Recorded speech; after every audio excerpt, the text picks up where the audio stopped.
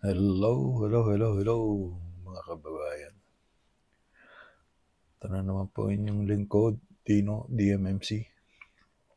Uling nagbabalik para sa isa na namang talakayan. Pero bago po ang lahat, isang like, comment, share, and subscribe naman po dyan.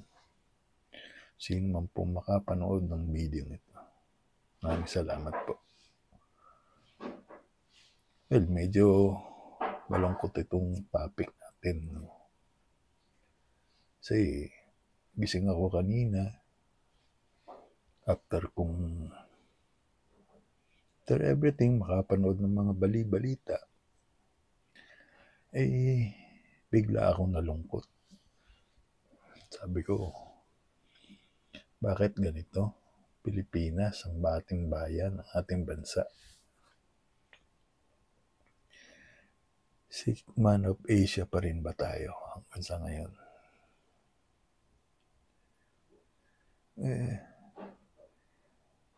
Isang maliit pa lang ako, elementary days pa lang, nung sumikat yung tagline na yan sa Pilipinas na Sixth man of Asia daw tayo. Aral namin yan dun sa araling panlipunan na subject. Ewan ko anong tawag sa subject na yan ngayon. No? Hindi na ako updated.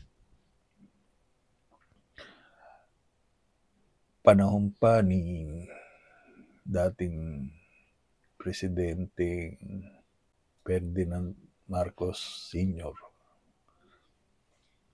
tatay ng kasalukuyang presidente natin ngayon, nang mabansagan tayong Sixth man of Asia. At hanggang ngayon, hindi pa rin tayo nagbabago. Simula noon kay dating Presidente Ferdinand Marcos Sr. hanggang sa administrasyon ni President Benigno Noynoy Aquino, wala halos nagbago. Tanging administrasyon lang ng Duterte nang tayo medyo umangat-angat, medyo tiningala ng ibang bansa. Ang malas lang no? Tuloy-tuloy na sana Kaso dumapo yung pandemic, medyo napigilan ang ating pag-usad tungo sa pag-unlad.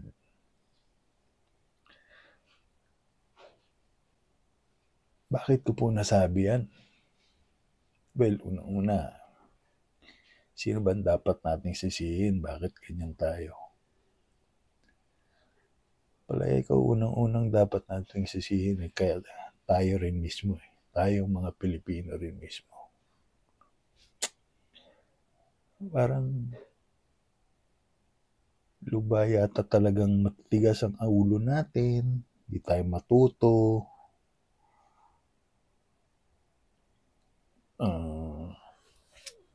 Konting matamis na salita, nabobola na tayo. Hindi tayo masyadong marunong pumili ng ating mga leader. At yung mga leader na yan, pagsamantala, di naman natin kinakalaban ng harap-harapan. Takot tayo. Dali tayong takutin.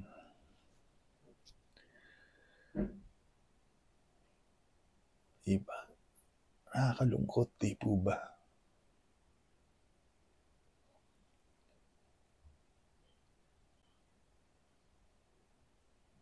Now, dumating si Ferdinand Bongbong Marcos Jr. Noong kampanya, matatamis na salita ang kanyang mga binibitawan. hindi natin alam. Mga prepared speech lang pala yung mga yan. Baga, pambobola at pambubudol lang pala yung mga yun.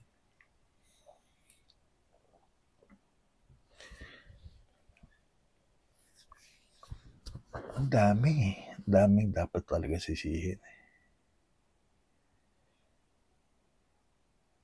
Yung mga tao sa likod ng kanyang kampanya, dapat din natin sisihin sila. Dahil sila yung nagsusupply ng mga dapat sabihin ni Marcos noong kampanya. At tayo naman, yung mga nakikinig, nabudol din, nabola rin. Dahil ako, meaning ko nabola ko. Yun nga lang, wala naman akong binola na iba. Dahil unang-una, hindi na po ako botante. Panahon na yan. Huling bumoto ko 2010 pa yata. Basta nung panahon nung kampanya ni Noynoy Aquino. Hindi nga si Noynoy yung binoto ko nga. Parang, basta iba, hindi ko na maalala. Si Gordon yata. Nabudol din ako ron. Lumabas yung tunay na kulay ni Gordon itong panahon ni Duterte na. Dahil noon, mabango si Gordon sa mga nagawa niya sa SBMA.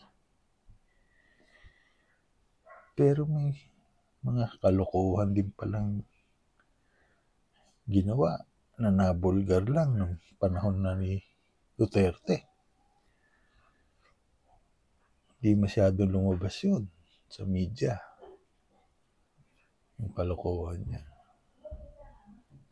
Buti na lang, di rin siya nanalong presidente, di po ba? Dahil di natin alam kung ano maaari niyang gawin.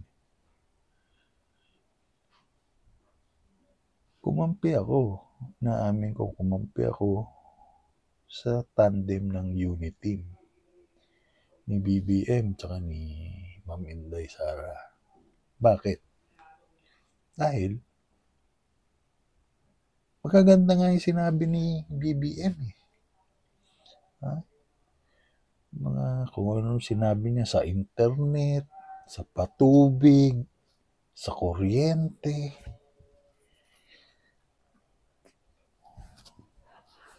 Tungkol dyan sa mga yan, patubig ng mga sa agrikultura. Yan nagawa na ba? Puro nga salita lang, walang gawa. At yun nga, siyempre kakampi ni Ma'am Inday. Kaya budol din tayo. Nga lang, wala naman akong na-influensyahan. Kaya hindi ako masyadong nakonsensya. Hindi katulad nila Maharlika, nila Atty. Trixie Angeles. Dahil sila may mga YouTube channel sila na mga marami ng supporter. Ako naman, di man ako nagbablog ng ganito nung araw. Kung ano lang mapagtripan ko. Patugtog-tugtog. Wala akong masyadong na-influensahan. Mga anak ko at asawa, hindi ko naman na-influensyahan. Iba naman ang binoto ng mga yan, Lenny sila.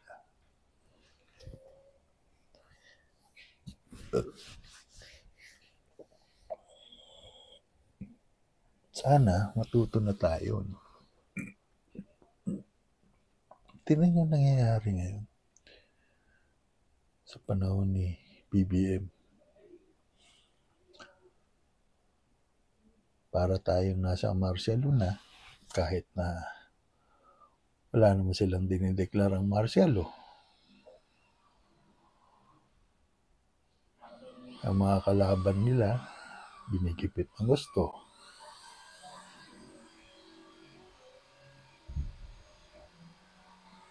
Kaya itong sinasabi niya,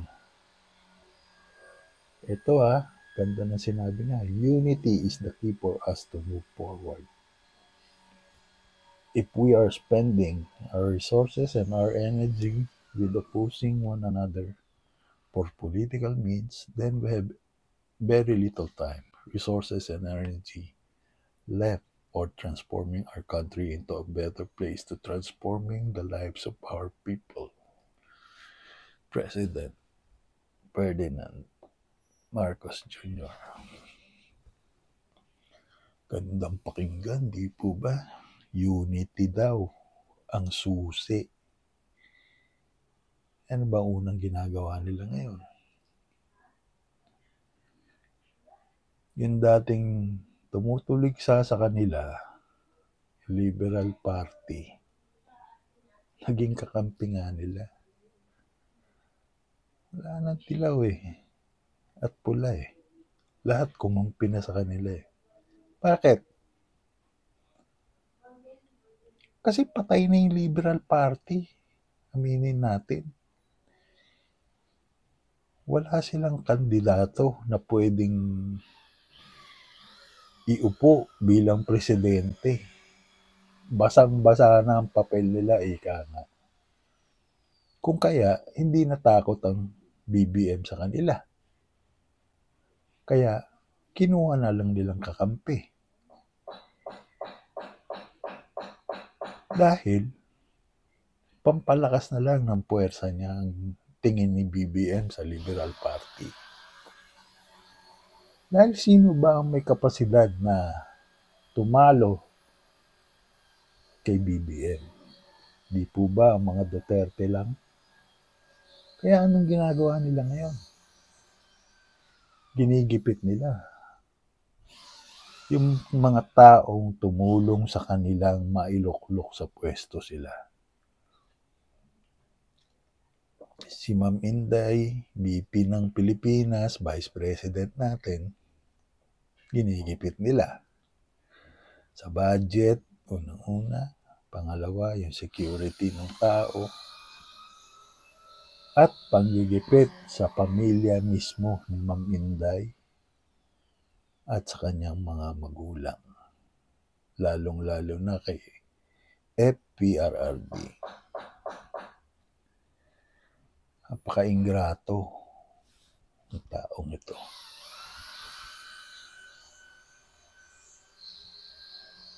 Luba siyang insecure. Ay, bakit siya matatakot? Kung wala siyang ibang hangad na masama. Ano bang kinatatakot mo kung hindi mo na mahangad na mag-stay dyan habang buhay as president ng Pilipinas? Baka nga totoo yung sabi-sabi na gusto mo ring gayahin yung nangyari nung panahon ng tatay mo na tumagal dyan sa pamumuno sa bansa natin. Tanong, may kapasidad ka ba? Kaya mo ba? Mukhang hindi naman ikaw ang nagpapatakbo ng ating bansa.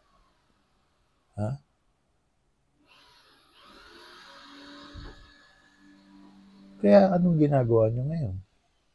Puro paninira at panggigipit sa inyong mga kalaban. Lahat ng kalaban ng administrasyon, mga papolitiko, yung religious leader na si Pastor Kibuloy, yung mga senador na against sa inyo ngayon, na tingin nyo loyal kay Duterte. Ginigipit ninyo.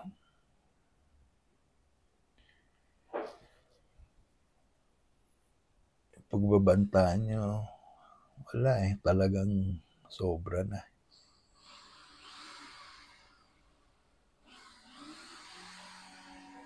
Senator Bato, ginigipit nyo.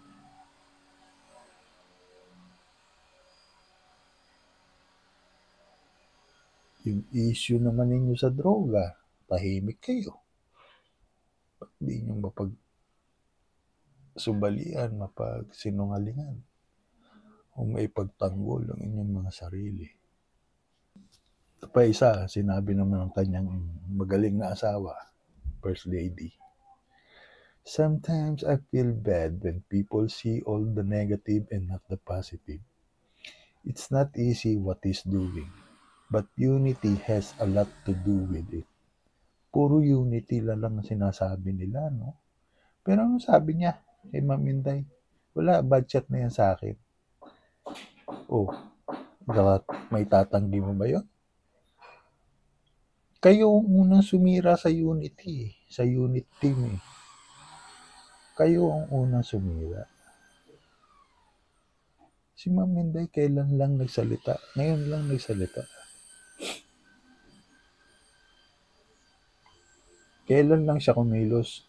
Nung June lang siya kumilos nung magbitaw siya bilang DepEd Secretary.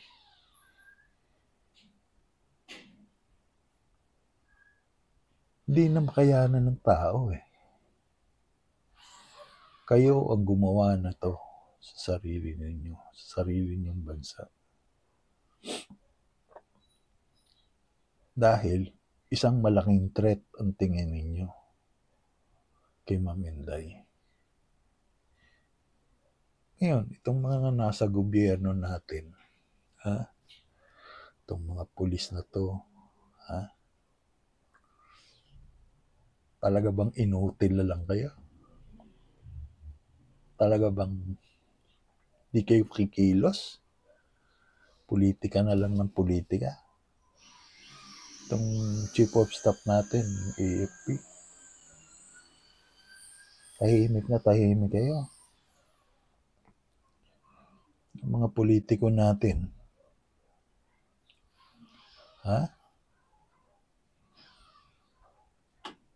yung minority leader, si Miss Risa Hontiveros, tahimik, di po ba? Ano ibig sabihin? Sangayon kayo sa pinagagawa ni BBM? Si Senator Bong Revilla,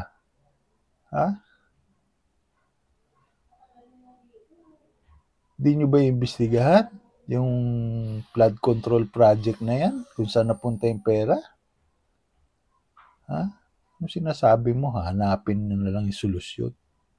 Huwag na tayong magsisihan. Tarantaduan yan. Wala. Wala nang mananagot doon. Bakit? Sino ang may kasalanan? Ito dapat nagsisihin. Saan napunta yung pera? Baka alam mo kung saan napunta, kaya ayaw mo na lang imbestigahan. O napartihan din po ba kayo? Tatanong lang ako.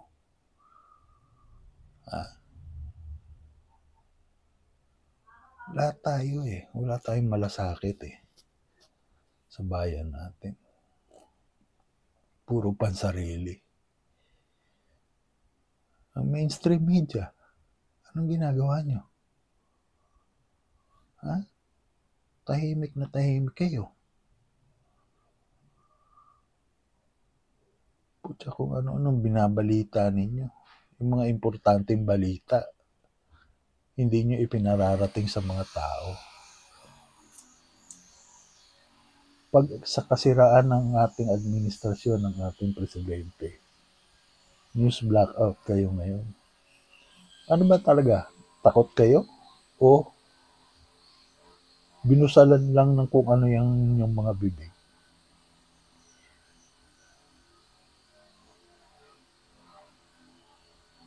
Sino na lang magbabalita? Sino na lang magsasalita? Yung mga maliliit na vlogger? Kung yung Vice President nga, ginigipit Paano pa itong mga maliliit na vlogger? Talagang sobrang laking takot nasa pangalan ng Marcos. Ano? Pasensya na po kayo kung may nasasagap kayong ingay. May nagbabarena sa labas ng aking kwarto. Ang ginagawa. Anyway, sana naman po huwag na tayong matakot. Yung mga ordinaryong tao na may talagang may malasakit, gawin natin leader. Huwag kayong matakot kung wala kayong budget sa eleksyon.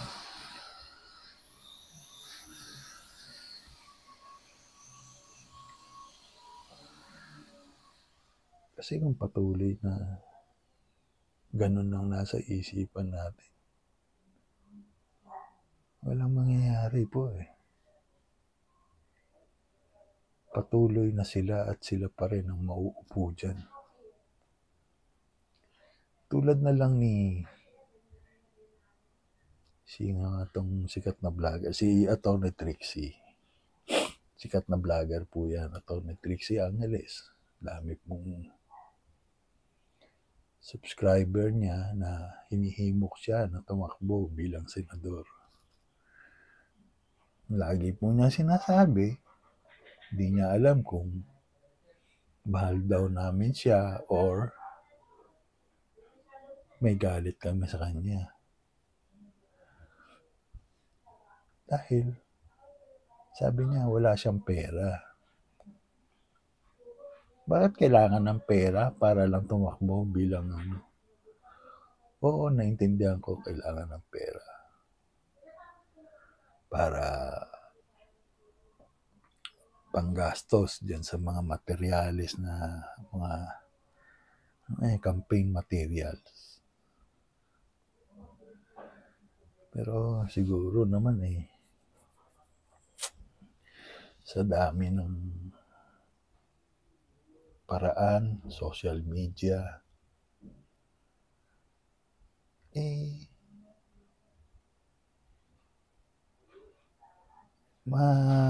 maitatawid yung kampanya kahit na ikay kapo sa pondo. Isapalaran nyo na, Ma'am Trixie.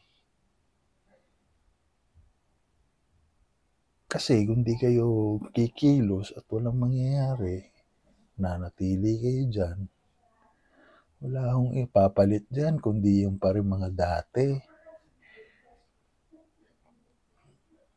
Talagang mahal nyo ang ating bansa.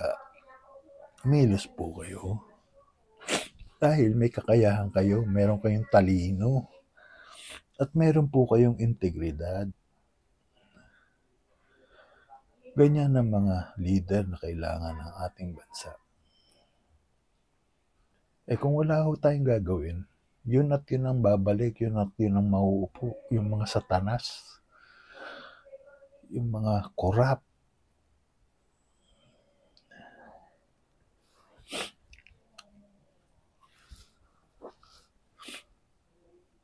Hindi naman po sa ako'y nagyayabang o ano, ba't diba? Wala po akong talino na kasing talino nila Atty. Trixie. Pero yung mga ganyang klaseng tao talaga kailangan natin sa gobyerno. Kaya nagmamakaawa ako. Sana pakinggan naman niya. Mga tulad nila. Si Atty. Vic, yan. Atty. Glenn Chong, Atty. Harry Roque. Subukan po nating ipananalo sila. Well, kung hindi sila mag-perform, di hanggang minsan lang sila. Di po ba? Huwag nyo na ulit iboto. Hindi yung boto tayo ng boto. Tapos sino-sino. Tingnan nyo yan. Mga Ejercito, Estrada, hanggang ngayon nandiyan dyan. Cayetano. Mga puro balimbing. Ha?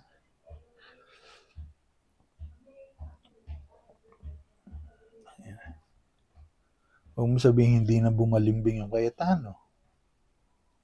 O di ba, kakandidato na sila under the administration ngayon. Yata, yung ate niya, si Pia.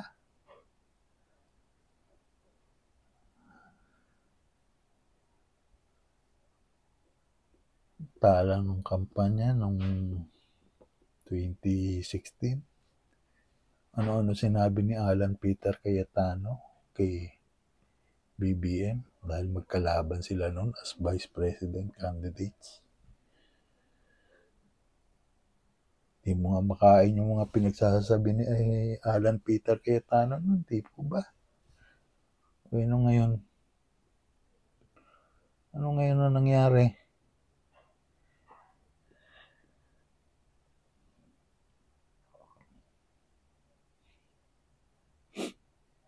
Ano ba nagawa ni BBM para bumaliktad ka? May nagawa ba siyang maganda ngayon para sa bansa natin?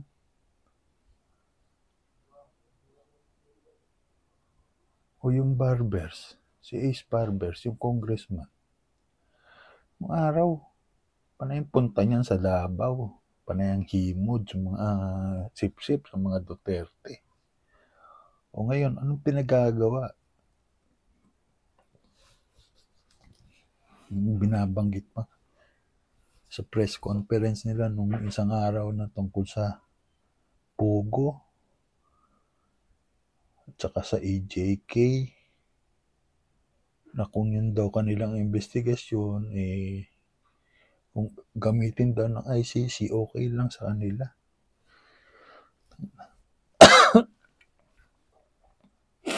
Naging attack dog na rin. Bakit?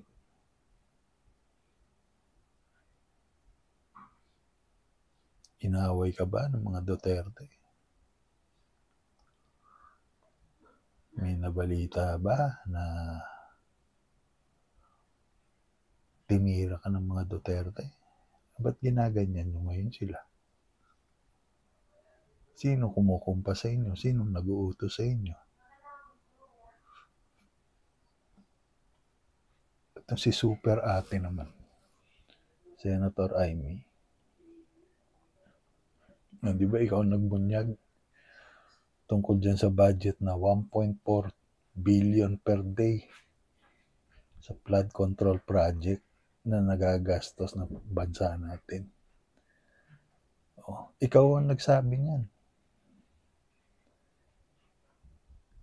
Na, nung hearing, ang sabi mo patsi-patsing trabaho sa flood control project. Matmantiting. Tinitira mo na rin lang yung administrasyon ngayon. Dahil namamangka ka sa dalawang ilog. Ba't hindi mo natuluyan? Ha? Hindi mo natuluyan pa. Ikaw mag-umpisa kaya, umpisa mo kaya signature campaign sa change.org for your brother to resign as President of the Philippines. Sige nga, kung talagang may malasakit ka, Super Ate.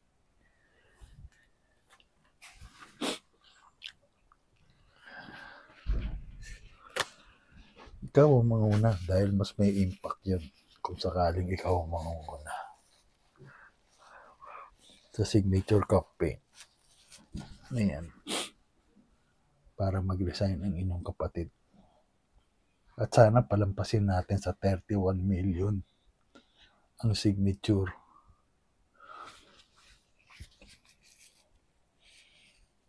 Pisahan mo. Sigurado, pag nakita ko yan, sasali ako. Pipirma rin ako. Pero kung sino lang ordinaryong tao, pag-umpisa niyan, walang impact. Walang mangyayari.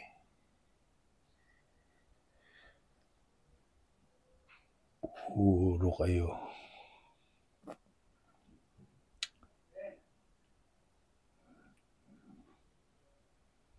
Ikaw ang unang-una. Ikaw ang susi, Ma'am Amy.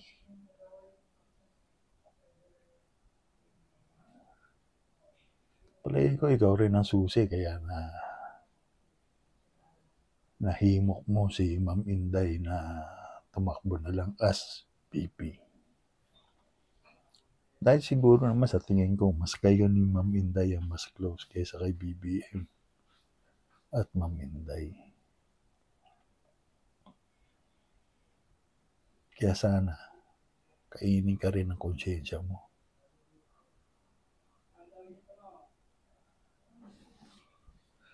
Well, hanggang dito na lang po.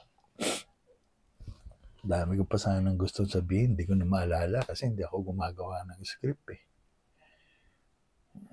Kung ano na lang yung biglang pumasok sa utak ko. Dito na lang. Hanggang sa muli. Ito pong inyong lingkod, Dino DMMC. Isang like, comment, share, and subscribe po naman. Maraming salamat po.